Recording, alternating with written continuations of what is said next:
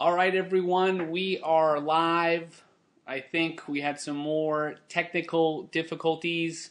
Let me know in the comments down below if you can hear me and see me and all that good stuff.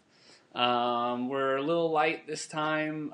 We got no card carrier, so we're going to do it old school. It's just me and you right now. We're all alone in this room. Woo! Well, I still want to answer your questions, so maybe a little bit slower because I'm going to have to read the questions myself off the thing. I know my life is so hard. But we're starting late. It's 5:15, so we're going to go for at least a half an hour and answer your questions. So it looks like I can see you. I can see you. Yeah. Can you guys hear me? Can you hear me? Biatch1234 says, say my name, please. So, can you let me know if you guys can hear me? I think you can. Okay, so I'm going to start. So, filmmaking questions, guys. Indie mogul questions. Hit me. Check my hair real quick. Okay. They can hear me. Okay, awesome. So, Comic Book Fan 01 says, hey Eric, how many cameras have you used in some of your test films? I think the most cameras we've ever used in a single shoot is probably just 2 or 3. I mean, generally shoot with 1 camera. Sometimes we shoot with 2 when we're working with some actors that are like really, they're really awesome improvisers, because you'll never get them to do the same thing. Like if it's 2 people talking, you'll never get it to match up. So like when we did the Blade Rated Awesome episode, we had 2 DSLRs on each character. That way we knew when they just started going, we didn't have to worry about recreating it. Plus it saves so much time if you can afford 2 cameras, but most of the shots I've done have been 1 camera. Still a lot of Hollywood stuff is still 1 camera. And sometimes we'll have like a third camera. If we shoot 2 cameras, sometimes we'll have a third camera that like has a different feature. Like we have the Sony V1U that had a really awesome slow motion feature that we used. Whenever you've seen a video that's like really slow motion, we've used that. So 3, sort of maybe, but pretty much 2. Oh, it's weird. I can see myself on there, and it's all behind. How much money can you make in a year from YouTube? That was by DDNN3. Good question. And for those of you guys who don't know, I actually work for YouTube now.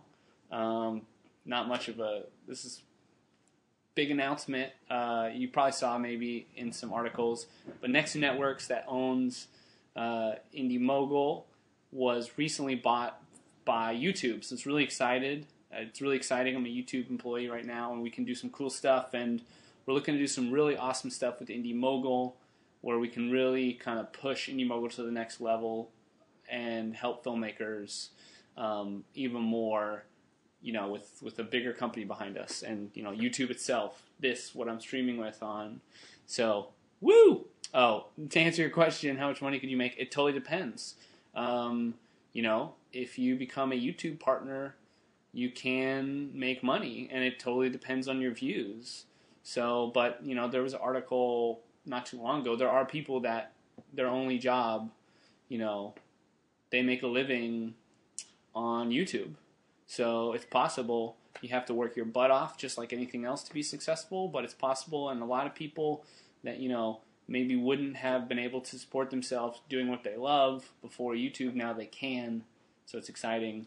More stuff about that, you know, because I work here now.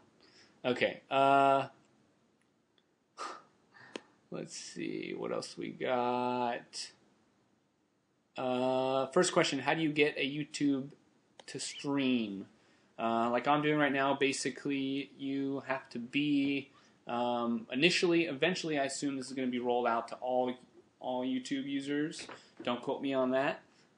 But right now it's just a select few. It's a, you know, beta testing, and basically I got around Q and Erik through my relationship with Nexus Networks and Indie Mogul. So I'm not sure how anyone else could get it right now. It's a good question. Let's see. Hi, Eric. We miss you. Greets from Belgium by Mr. Small But Brave. That's a good name. Okay, I want to try to get these through. I hate those live chats where it's just someone reading. So I'm going to keep talking as I read. Okay. Will True Slow, I think. How would you pull off some super slow motion nowadays without the use of your V1U? Which I just talked about. Crazy. Super slow-mo it's really hard to fake. I would say dang near impossible. Unless you want it to be really cheesy and just have the actor, then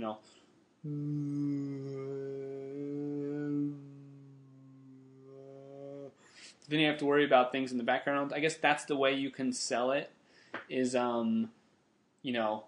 have everything around, even something that maybe it'd be impossible for it to move slow, like something floating in the air, and you use some kind of fishing line or something.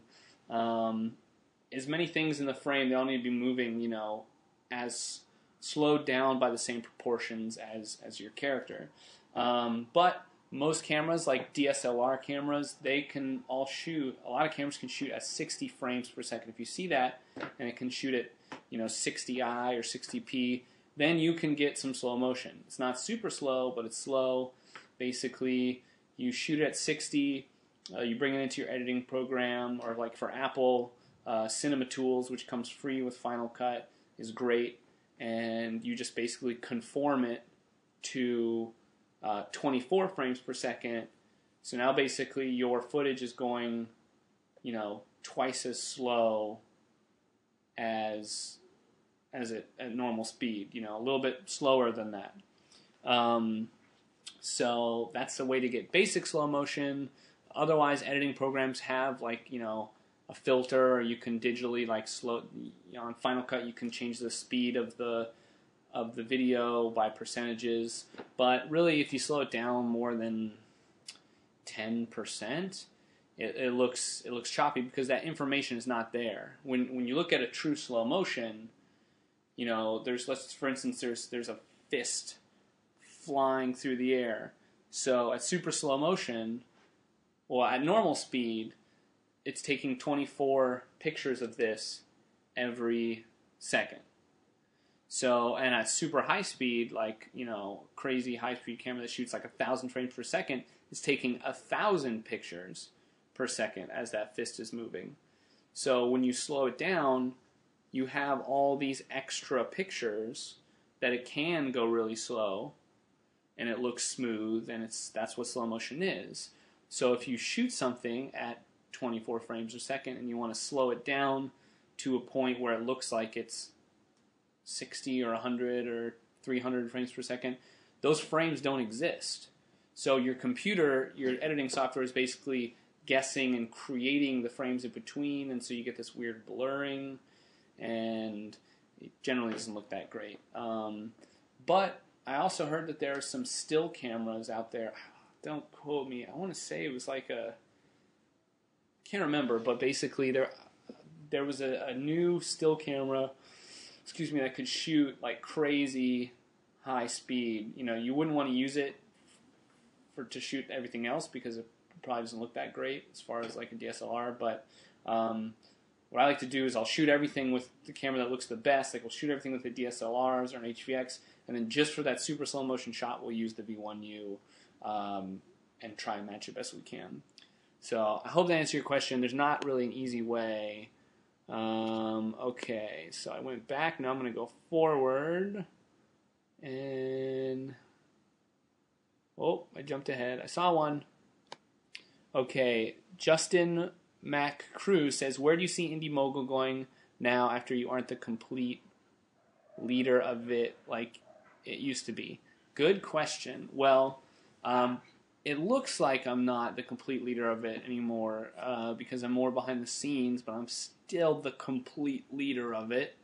But, I might not always be, and I think there's some really exciting stuff coming for Indie Mogul. And, oh, wow, right now we got 254 people watching. High five.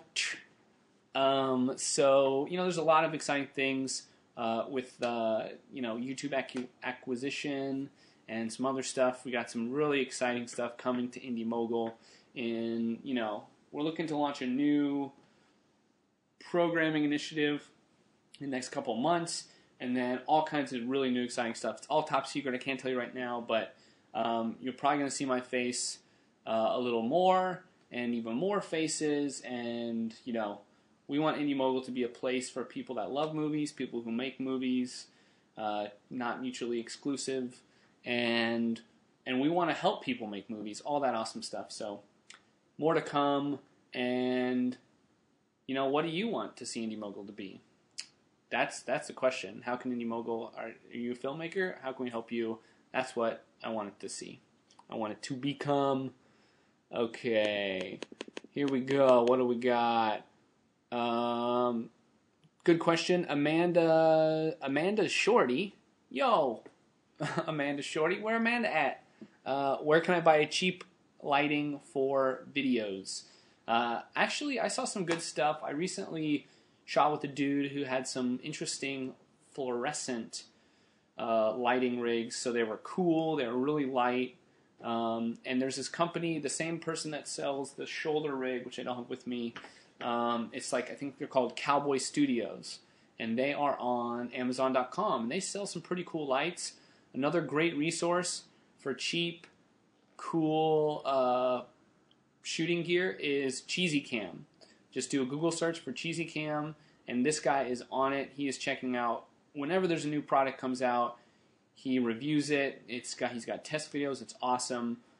And any kind of lighting you would need, he's going to have a blog post about, what the best cheap option is. So Cheesy Cam, and then a lot of stuff that he points you to is like on Amazon or eBay.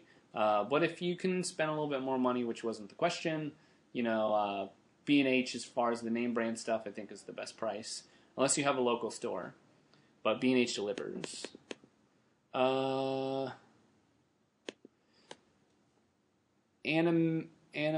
Industries says, awesome. I was wondering if I would get sued if I have labels or trademarks in my movie. Thanks. Probably not. That's a simple question, but you could. It depends on what you're going to do with your video. If you're just making it, you're starting out, you're making it for YouTube, it should be fine.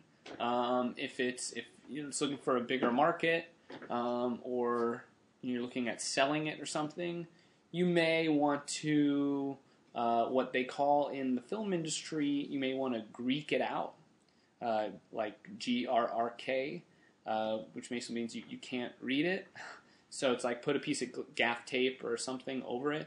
And if you actually watch a lot of TV, especially reality TV, you'll notice that if you look in the background, all this stuff is like, it's pretty cheaply done. Like there's just like little pieces of paper or white or black gaff tape that covers up name brands, or especially reality TV, because there's like this black tape on soda cans. That they're doing that to protect, so they don't have to go through the hassle of getting it cleared. Technically, sure, they could sue you, but the question is, will they sue you? Is it worth their time if you're a little fish? Things like that. So you take your own risk, but the ultimate thing to do if you do have time and you're really worried, and what most movies do, unless they do have some kind of deal with the company, is they make their own labels. And that's always really fun if you have time. Even if they're kind of cheap, you can put little Easter eggs in there. So that's what I would do for bigger projects. TK10, TYK10 says, all in caps, when will we see Father-Son Run? Great question. I'm excited to announce that Justin Johnson is, we're up to 280 people watching. Cha-ching. Justin Johnson, famed indie moguler, he is probably tired of hearing me lament in the fact that it's not done yet. Has agreed to help me edit it, and he's a much, much better editor than I am. And it's hard for me. It's so personal. I think it's what I've learned the last year of trying to get through this project. It's so personal, I'm not just close to the subject matter. I am the subject matter along with my dad. So I think that's what's really stalled it. But Justin's on board. We're looking to launch the official trailer in the next month or so, and it looks awesome. I saw, like, literally 2 nights ago, I saw a cut from Justin Johnson, and it was amazing. So it's coming. It may end up being a short film now, but we're looking to finish it this year for next year's festival circuit. So fingers crossed, but you're going to hear more about Father Son Run very soon, probably on this channel.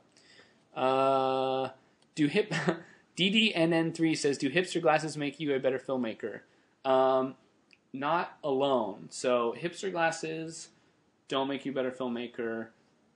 Beard doesn't alone make you a better filmmaker, but combined, you are +3. You're a +3 filmmaker with resistance to elf fire. Okay.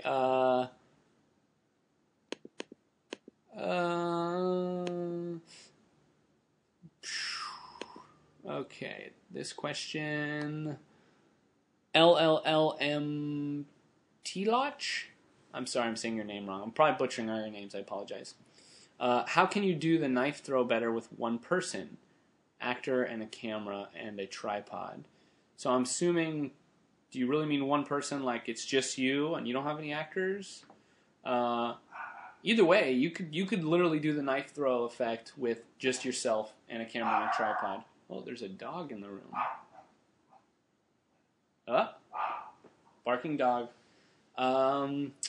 And because it is all like it's all cuts. So you could set up the tripod on yourself and film you going like this.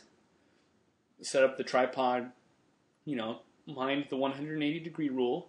Set up the camera on you, or where the victim would be, which is also going to be you. Put on a wig, and then have your, knife rig, which you can see in the BFX episode. Just do a YouTube search for backyard effects knife throw, and then the rig hits you. You film that, and you cut it together, and it looks like you threw a knife in your own head. And you, I would also shoot some, reaction shots, too. Have the victim be like, ooh, and then the knife person, all that good stuff. Okay. Jason Foster Film says, why are you not pushing Rated Awesome in the Webbies? I think it's up for 2. He's right. Whoa, we're almost at 300 viewers. This is really cool. Way more than last year, and it's so much more low tech. Just goes to show you. Yes, it's true. Rated Awesome is up for 2 Webbies, Best Editing, and Viral. And this is not Rated Awesome as a series. It's the Twitter movie trailer, specifically that episode. And we're super excited. We're probably going to do more of a push soon, but at least for Viral, we're up against another good, actually a friend of mine, the Gregory brothers, their Bed Intruder song video, which I have, we're not going to win that. That was like everyone, that's like the biggest video ever. I think it was the #1 video in YouTube last year. I think they announced that officially. So, but we will. You're right, we should promote it. And it's an honor and it's awesome. Okay, I'm going to jump ahead. Okay, so now I'm at the very front. Okay, Rimkey01 says, oh, I lost it. Oh, they're coming through so fast.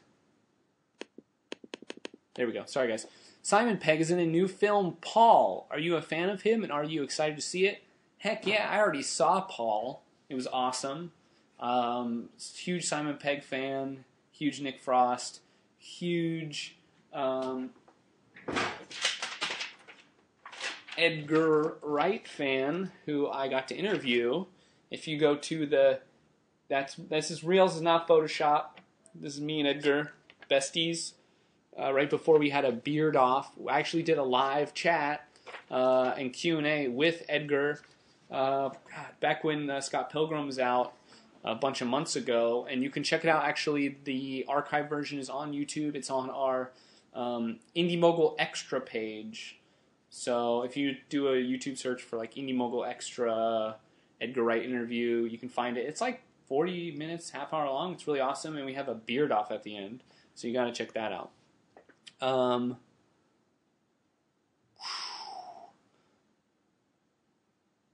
Okay.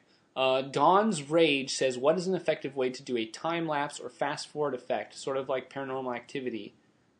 I hate that movie.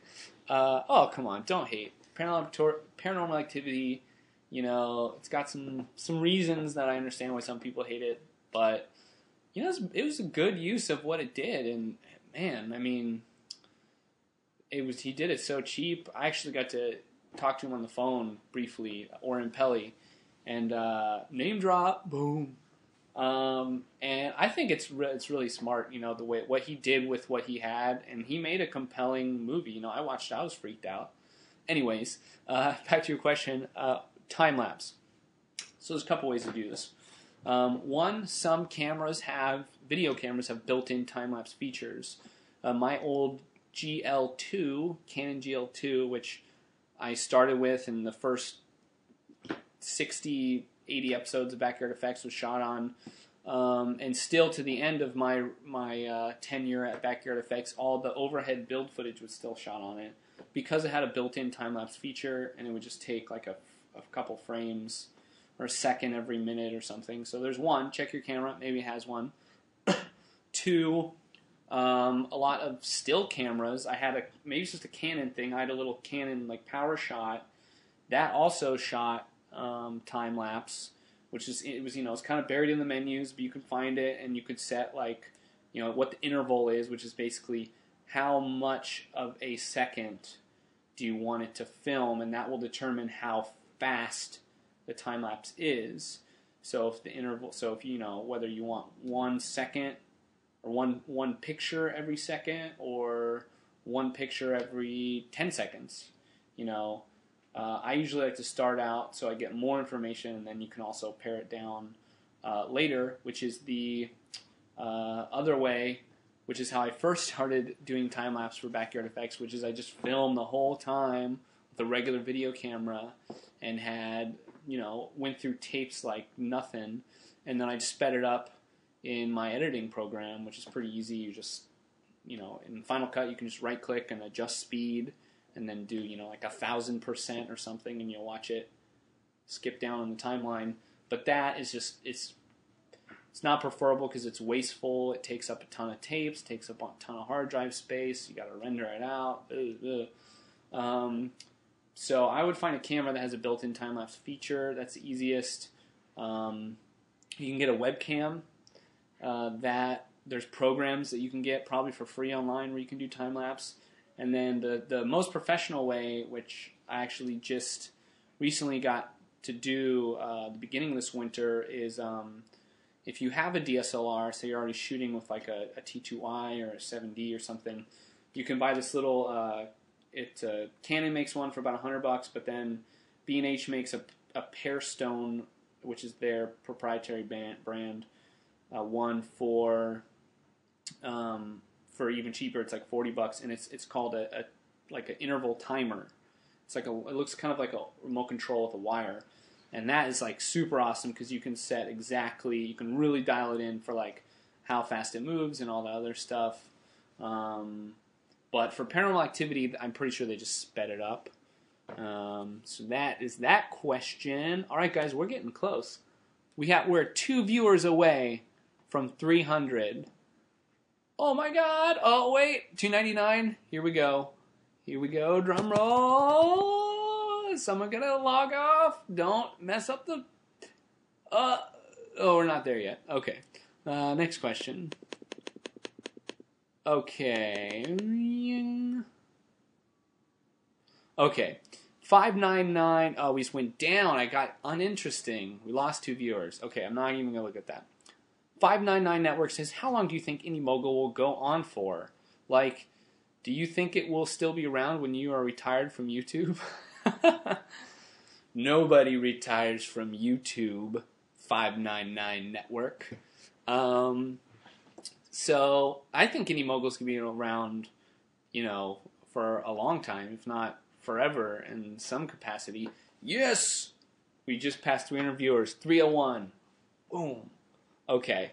Long after, I'm going to say it right now, I'm not going to be the main person running Indie Mogul forever. I've said it before.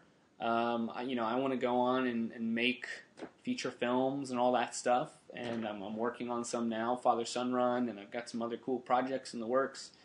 And, everything I ever do, I will make Indie Mogul a part of it. But at some point, someone younger than myself with not yet a beard is going to have to take up the reins. But as long as there are people like you and me, DIY, what I call DIY filmmakers, out there who are just trying to make movies in their backyard and have dreams of being filmmakers, I think Indie Mogul will be around.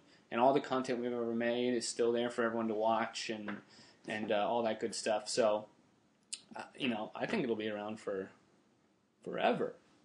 As long as you believe. Okay. Wow, the comments are flying in. I'm going to cut back down. Dawn's Rage says, does Indie Mogul have internships for people who don't live in NYC? Oh, I lost it. Oh my gosh. These things move so fast. Okay. I'm an aspiring director and have been acting/filming for years. Right now, Indie Mogul does not have internships for people outside of NYC just because it'd be tough to, you know what? Everyone's asking about this. I'm going to answer the question, and I'm going to get to the elephant in the room.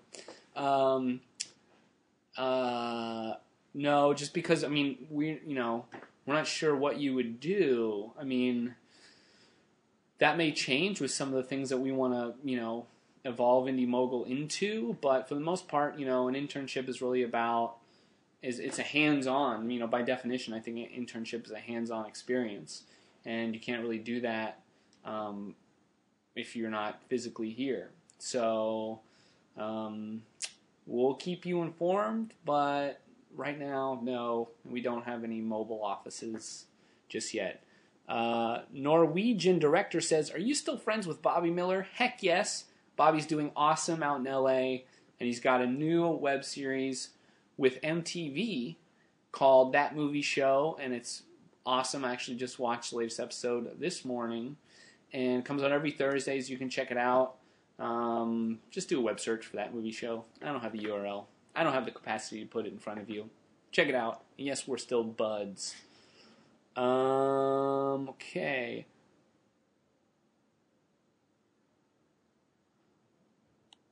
Okay. Winning.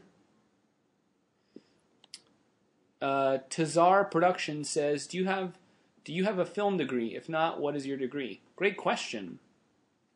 I do not have a film degree. I have had... Oh, visitor. Hola. Hey, what's up? The only formal classes I've ever had is that basically I took a one night course, one night at I don't remember what it was called. It was when I lived in San Francisco, and it was like a film academy. I think it's the Film Academy of San Francisco. I'm not sure. And it was basic, aperture and f-stop and things like that. But it was actually really helpful and, kind of got me going. It was actually right before BFX started. So other than that, pretty much 100% self-taught. And my degree is in political science, which I got at Chico State in Northern California. Go Wildcats. Okay. Palboy667 says, Forrest Gump or Shawshank Redemption? Ooh, tough. But I'm going to go Shawshank. As far as movies that I pretty much can just sit down and watch over and over again. I think TBS and TNT play Shawshank Redemption once a week. And almost every time, if I don't have something to do and it's on, I'll be like, yeah, I'm in. I love that movie. Forrest Gump is awesome, but I don't know. Maybe I just love the pacing of Shawshank. It really just is relaxing to watch. Okay. I'm watching this in 3D. Please make some 3D effects like punching, says Mr. Plopsky23. How's that? Now, oh no, Horsey! I'm going to take down this puppet. A lot of people commented last week about this. What's with the dead puppet? He's not dead. He's just sleeping. And this is not Puppet Zach, although it does kind of look like him. This is a prefab puppet I bought last year for this awesome thing I did called I entered one scene in the Footloose remake. And I think it's actually live on Vimeo now. You can watch the whole thing. My scene's about 2/3 the way in. And it's this awesome project by a buddy of mine, Dave Seeger. And he did this thing where it was like Star Wars Uncut, but for Footloose. And I contributed a scene, and I decided to make my scene with puppets. So this is my puppet version of the Kevin Bacon character for all of you guys who are asking. So check that out. I'm going to put him away now. He's going to sleep back here. Okay, guys, it's 5:46. We're getting down. I'm going to go for 15 more minutes, and then don't worry, we'll be back next week. I know we had a problem with the archiving of the episode last week. We were supposed to post it, but we lost the footage. Sorry. Pretty soon YouTube's going to have the ability. This is going to auto-archive, but it's not quite there. So we'll try to get this one out to you. But don't worry, we're going to do it every week, so we'll get your questions answered. But got some more. We're going to go for 15 more minutes.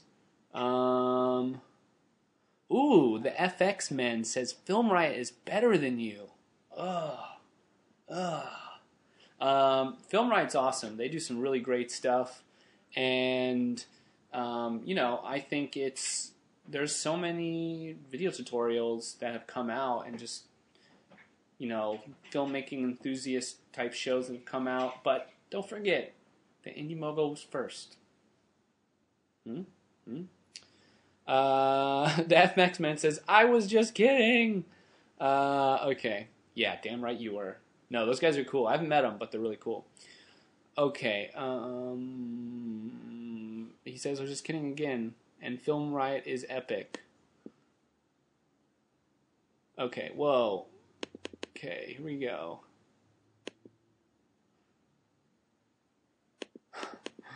Okay, some funny film writing comments. I already answered your question. Sorry, Don Rage. Okay. The Bomb Freak says, please answer this. It was bold. It caught my attention.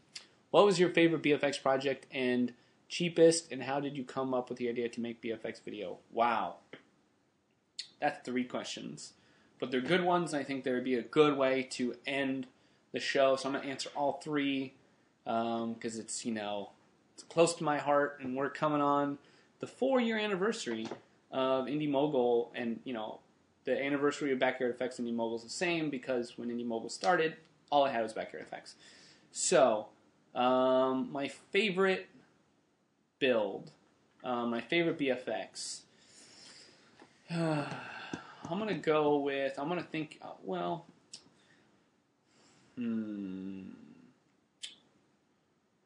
that's a toughie, but I'm going to go with the lightsaber one, if I had an answer right now, and because it was definitely one of the toughest and, but also the most gratifying builds, and I really love the test film, and it was a co-direction with me and Bobby, and so I'm going to go with that one for my favorite. Cheapest? What was the cheapest? Can't remember off the top of my head. There were some really, really cheap ones. And the story of how I came with Backyard Effects is basically Justin. I've told this before, but Justin got started on Indie Mogul. He got started at Next New Networks, and they were just starting out, and they were trying to figure out, what their needed shows, and I was desperate to get into the industry. And so I was bugging Justin. He said, make a pilot for a show. You're good at building things. And, you know, me and Justin, we met each other as filmmakers doing stuff online. So I basically came up with the idea that way, and I made the pilot, the Blood Shooter episode, which you can watch. I think it was the 3rd episode we aired, was the pilot I did. I did it all by myself, you know, over the weekend. And you know, it took me a couple weeks to basically come up with the idea, but I just love, like, you know, cheesy, goofy TV, and Mythbusters was a huge inspiration as well.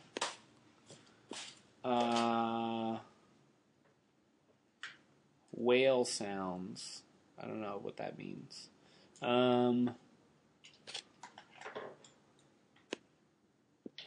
Okay. Grandmaster M2112 says, can you and Zach make a build to VFX together? We should, and we actually are planning to do something like that. And we also just made that awesome,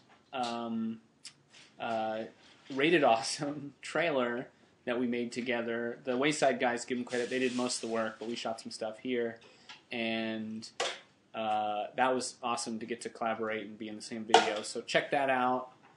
And last question, Mr. Quinton Boy says, do you smoke? And the question is no. I never have, and I don't really want to. Yeah. And that's it. All right, guys. Well, we will see you next Thursday. Same bat time, same bat channel. And, oh my God, PS3 or Xbox.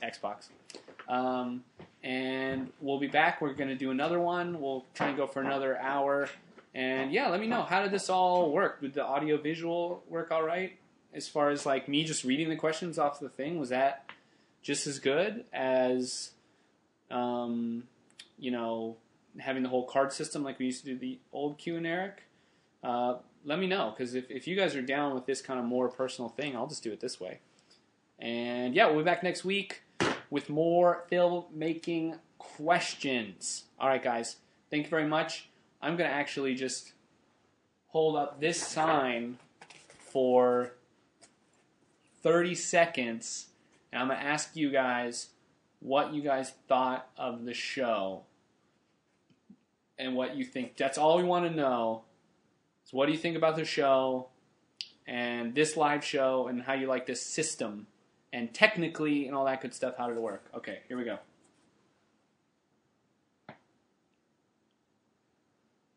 Do do do do do do do do do do do do do do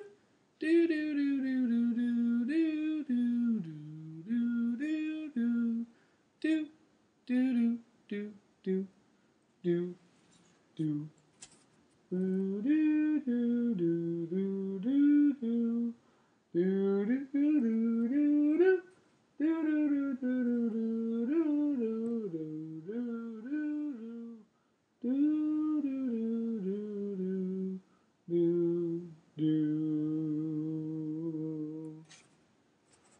All right, guys. Pretty much, they say it's good. Come too late, so Eric, Creeper Peak. Okay, I think you guys like it. That's the verdict. We'll be back next week. We're going to do it the same way. All right, guys. Thank you guys so much. It was awesome. Tell your friends, subscribe. And I'm liking the live chat. I hope you guys are too. All right. Peace.